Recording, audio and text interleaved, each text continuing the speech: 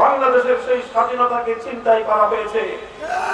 অন্য আরেকটি দেশের সংবিধানের মৌল 4 নীতি, তাদের সংবিধানের মূলনীতিগুলোকে একটি প্রেসক্রিপশনের মাধ্যমে বাংলাদেশের 7 কোটি মানুষের ইচ্ছা এবং অভিপ্রায়ের বিরুদ্ধে একটি শুধুমাত্র ছোট্ট চিরকুটের মাধ্যমে বাংলাদেশের সংবিধানে অন্তর্ভুক্ত করে 72-এর চেতনা দাঁড় করে 71-এর চেতনাকে ছিনতাই করা হয়েছিল।